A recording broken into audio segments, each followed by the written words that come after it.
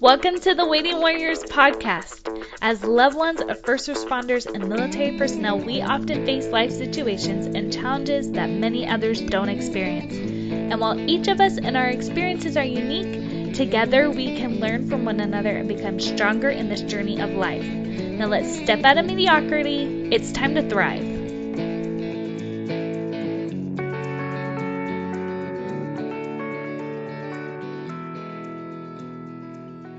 Hi, Waiting Warriors. Welcome to another episode on the Waiting Warriors podcast. We have a really fun guest today. I'm excited. She has a very interesting story that we haven't shared yet on the podcast, so I'm very excited to have Zanna Wolfgang here. Hi, Zanna. Welcome to the show. Good morning. I'm so excited to be here. Good. So Zanna is a wife of a retired law enforcement officer. Her and her husband now own and run Honor the Brave, which is a real estate consulting program that gives back to law enforcement, military, and first responders. And we are going to talk about what to do when stuff happens, even really awful stuff, because I know you have plenty of experience with that. So yes. Let's start out with you just kind of telling your story. I know you've had your fair share of awful stuff happening, so maybe tell a little bit about your family and then go back to when your husband was still an officer. Okay. Well, just a little bit of a backstory. My husband and I have actually been together since we were 15 and 16 years old, which is, I think, something unique about us. Mm-hmm. We've been together almost 25 years now, married nearly 19.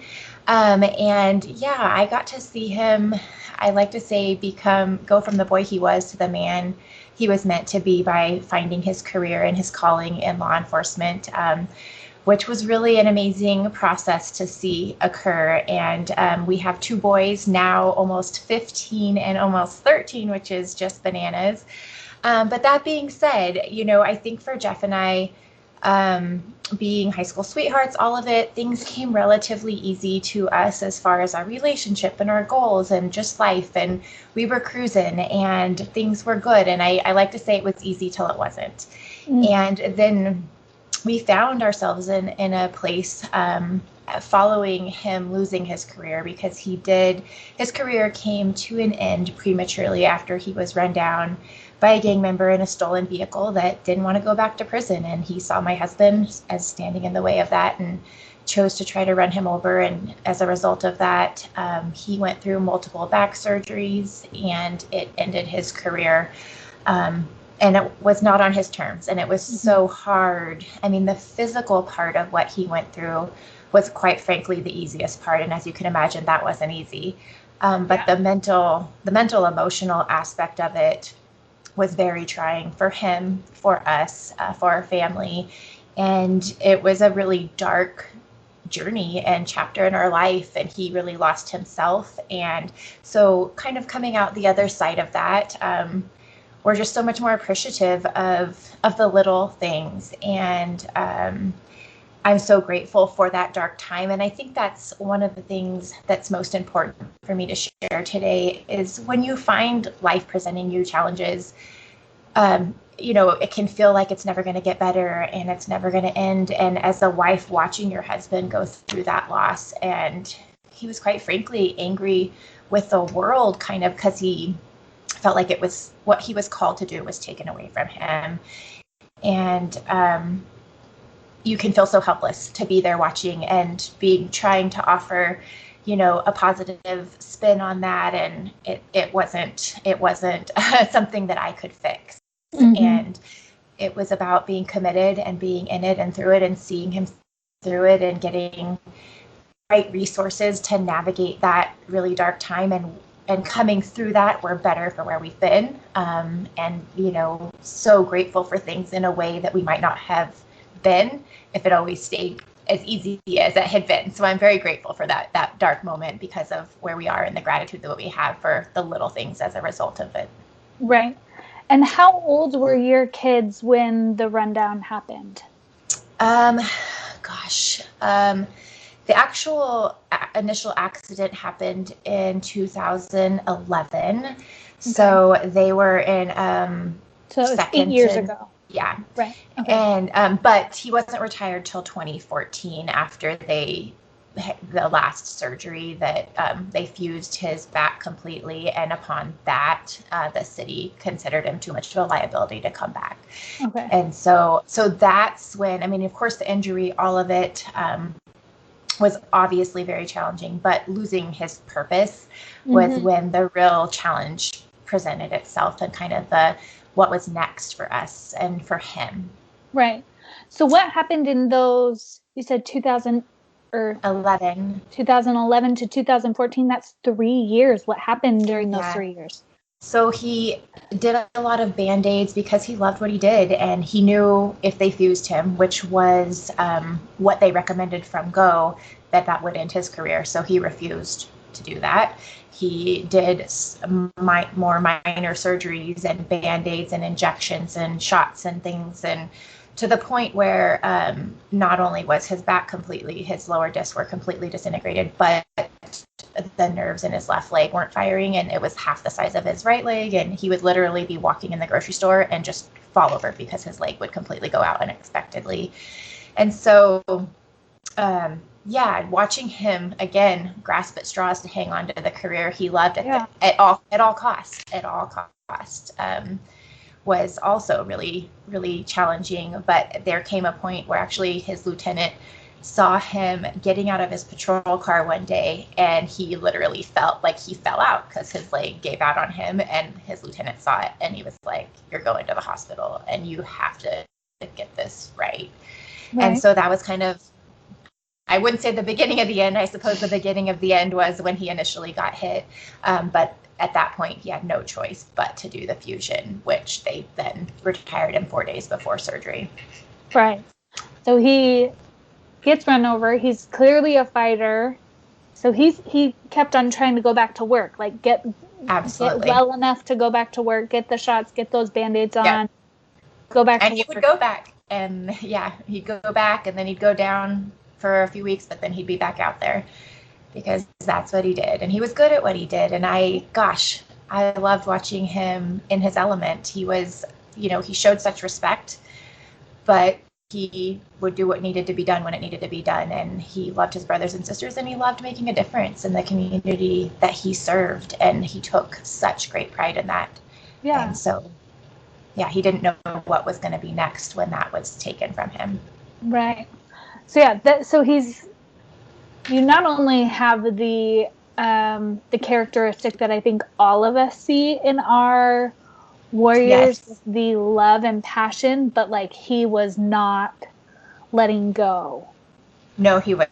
Like, and that's like a different personality aspect. I feel like some people are not more gracious, but more willing to let go. And then he really was committed to it. And that's very admirable. But that had to have been hard for you the day when you're seeing him his leg is literally disintegrating because it's not functioning the right way, and him having to make that decision. So that was 2014 when he was forced into retirement. Right. And now it's, oh my goodness, 2019. I know, it's crazy. I know. Okay, so now fast forward 5 years. Yes. What happened in that first year? Let's go through that first year. So the first year was all about physical recovery from that surgery. I mean, he was literally in a hospital bed in our living room for 2 months because our bedroom was upstairs, and I had to take care of him in every possible way, from helping him go to the bathroom to shower to all of it, which that alone, from a man who takes such pride in serving, it was very hard for him to be so vulnerable and dependent on me. And I tend to be a very positive sort, and he's much more realist sort. And so when, he's recovering in a hospital bed in our living room, and I'm like, well, thank gosh, it could be worse. Not a great combination, not what he needed to hear in those moments. And I get that now, but I was trying in the best way that I knew how to help it be a more positive situation. But we both learned a lot about each other and our personalities and all of it through that journey too. And we started talking about, the what was next. And I had a background in real estate, and I encouraged him to join me, to which he was like, I don't see that. And I don't know if I can deal with your people, were his actual words, which is kind of funny.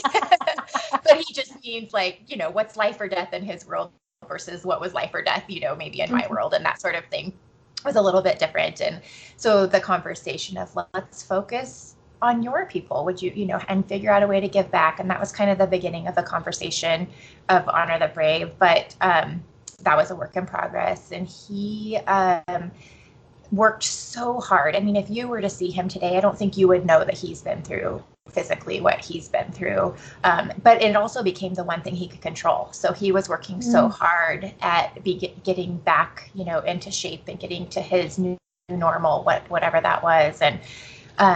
And he did a really good job. He actually hired a trainer because the physical therapy was a little bit limiting. And so he hired someone he couldn't even tie his shoes almost 8 months later, And so at that point, he was like, I'm taking this into my own hands. And he hired a trainer that really worked with him to kind of build that core to support his back again and build from the inside out. And he's phenomenally better. I mean, I don't think either of us could have imagined him being as well as he is today. And that doesn't mean he doesn't have bad days, but more good days than bad physically.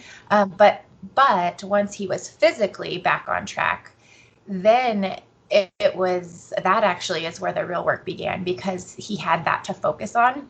And once he was in a good place physically, then the now what part was, he was very lost. He had lost his purpose. And so it was just a really trying time for him, for our marriage. And, of course, being the closest person to him, a lot of that was projected, to me. And it really shook him and us to our very core during that time. And he actually hit a rock bottom of just that loss of purpose at a point. And I reached out to a very dear friend of ours and said, look, I think for me at that time, I believed that the only way we were going to find our true happiness and get through it, this challenge, was getting through it together. And I finally did come to a place where I realized that that might be something I have to let go of, and I just needed him to be okay.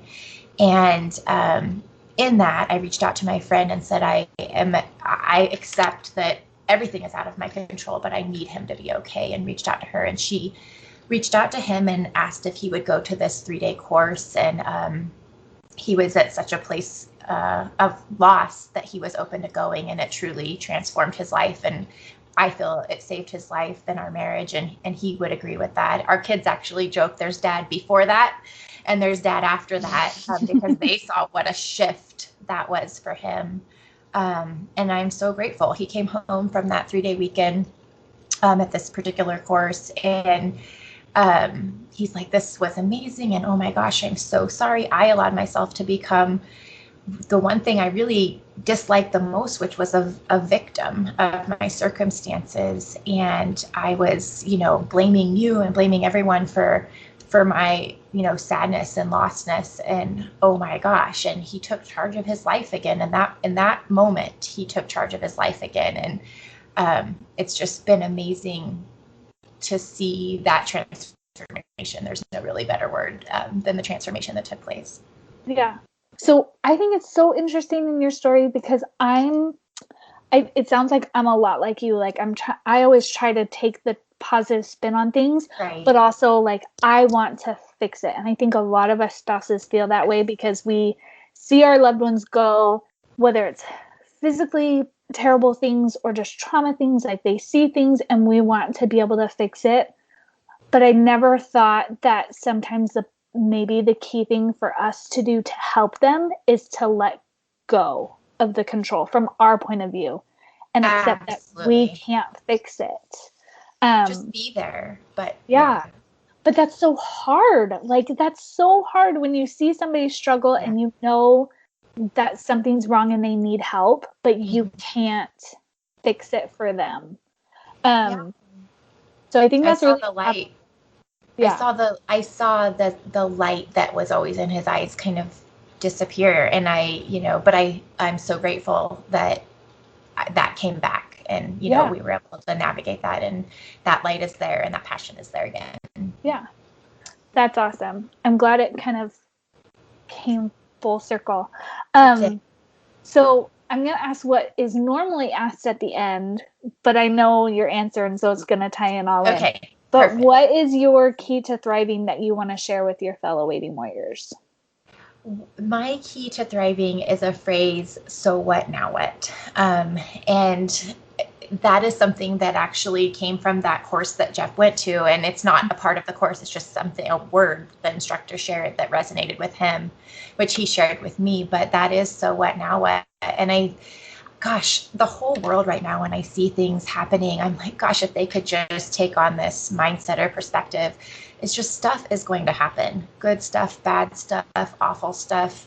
And there is nothing we can do about the things that are going to occur in this journey, but how we respond to it is where our power is. And that's where the now what is. So what? It's awful. It takes nothing away from the fact that what he went through was horrific. However, so what? Are you going to let that determine the rest of your life and destroy your life because you went through something so awful? Or are you going to take the now what from it and go make your life what you want? That's where the power lies, in the now what. And I think it's so easy, and understandably so, to get caught up in the so what side, or the side of woe is me and this happened to me and because of this, and while I have so much compassion for whatever challenges people face, I also think there's a responsibility we have for our now what, and the only one that can make your life better is you, and that now what part is totally in our hands. Right. And he took that power back. Good. I love that, because I think it's like what you said, like there needs to be the balance of having compassion, not only for those around you, but for yourself, in that you're going through a difficult thing. Because I think this phrase applies to everything. Absolutely. It could be troubles in your marriage, trouble in your personal life, or just the fact that you are a military spouse who just got moved from one side of the country to the other, and you don't know anybody, or your husband's shift changed and now he's gone all day or gone all night and then has to sleep all day. And the shifts that you guys do are so crazy sometimes. But like, there are so many chances in I'll call it our line of work, even though we aren't the ones working, but it's our line of work, where there are so many chances to be the victim and let ourselves be the victim. But the now, like saying, so what, now what, lets you take control back, and feel the power that we really do have. Because I think it was in your emails, you said, like, we have so much power in the fact that we get to wake up every day and make a choice of what we're going to do. I think that's so powerful, but also freeing, because I know in this life we can feel very stuck by our situations, but this, so what, now what, gives you a lot of freedom and a lot of control back. It does. And, I kind of have come up with this theory, and I don't know what it will evolve to be, but I hope it will. I feel like something's unfolding with it, but I have this theory on victim, survivor, warrior, and we are all going to fall victim to circumstances in our life. Some are going to be a lot worse than others, and gosh knows, what we've been through doesn't even hold a candle to what some others have been through. And so it doesn't matter what you go through. We are all going to face challenges where we could be considered a victim, and we are a victim of those circumstances.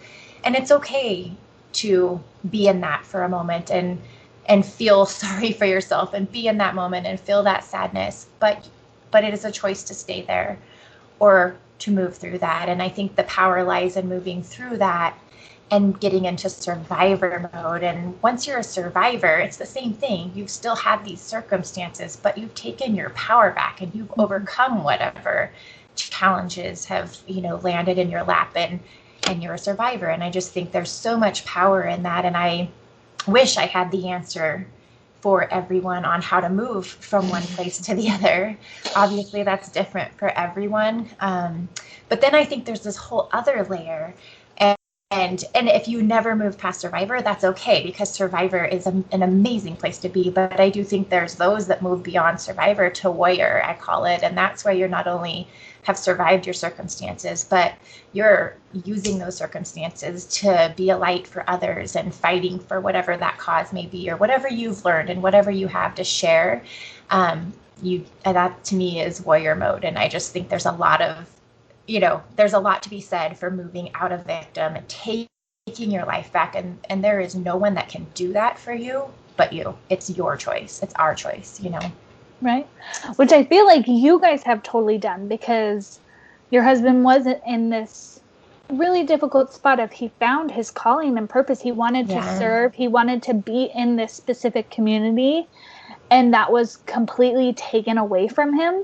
But yet he still found a way to be in it with the Honor of the Brave, which I want to talk about for a minute.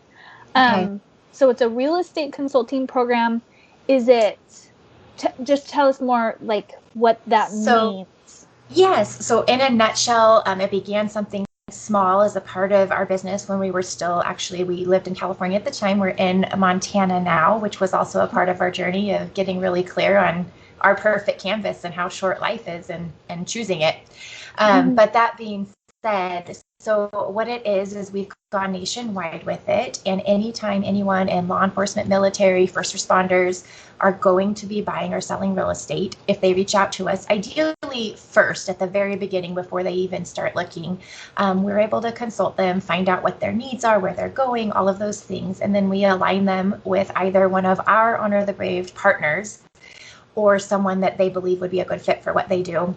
And if they go through us, then we're able to give 10% of the agent commission back as a thank you for their service, which we consider their Brave benefits. And then we do an additional, what is equivalent to 5% of the agent commission to the nonprofit that they choose that benefits law enforcement, military, or first responders in whatever capacity. And then we have special handmade wooden American flags, or thin blue line or thin red line wooden flags made to present to them upon closing. And our goal with this whole thing is, one, to stay connected with our public safety family, but also just to create an experience of appreciation through the whole thing, and make a ripple effect, because that nonprofit donation hopefully is going to impact a greater number of people. And then the flag is just to remind them day in and day out beyond that transaction that their service is appreciated. Yeah. Every time, like, I've checked your website out a few times, I heard about you from somebody else, from Cody. For the listeners, Cody from Ammo and Grace is who recommended Zanna.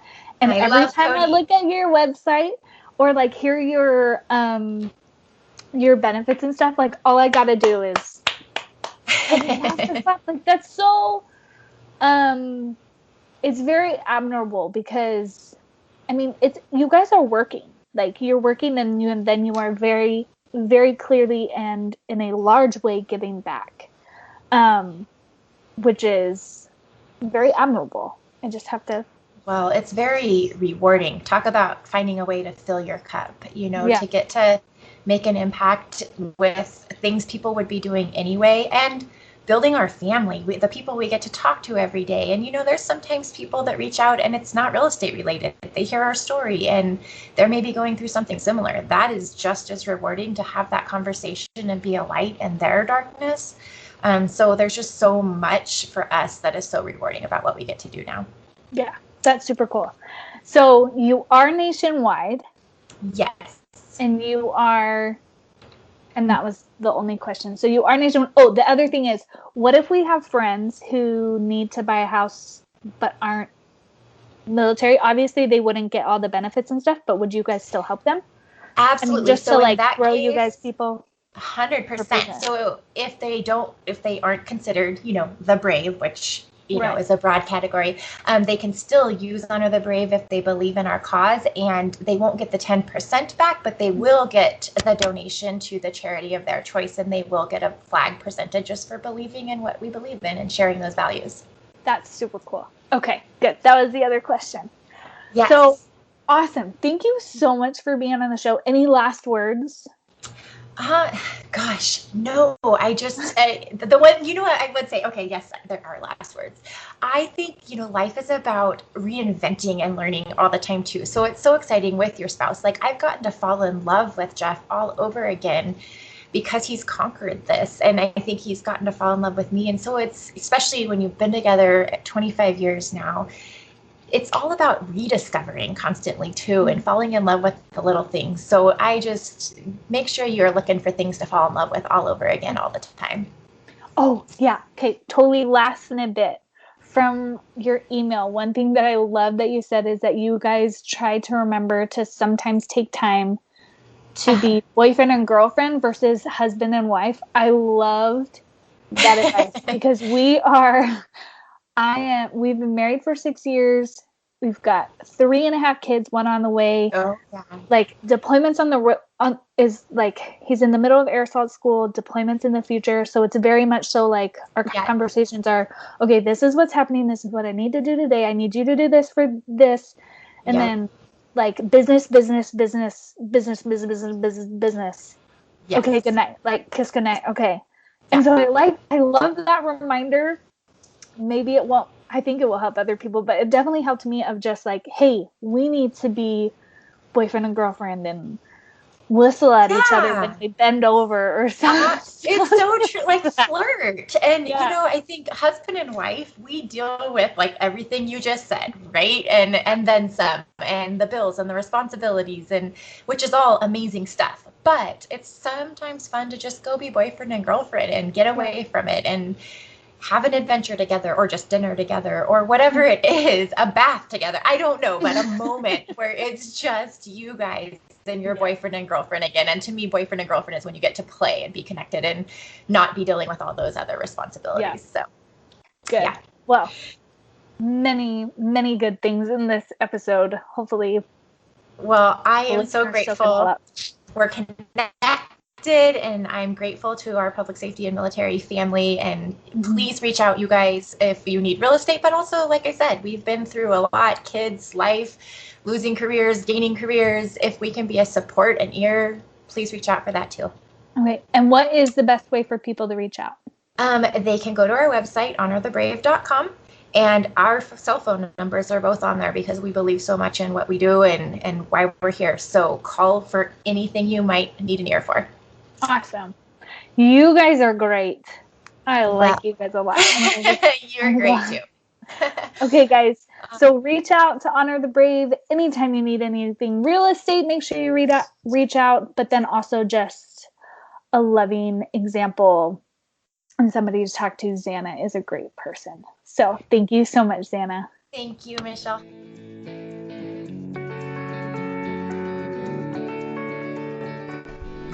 Hi guys, I hope you're enjoying this podcast.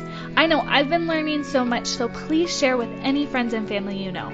Whether you know someone who is a waiting warrior, or if you just think one episode can shed some light to friends and family about what you're going through. Share. And always remember, we're stronger together, and here we can thrive. Until next time, have an awesome day.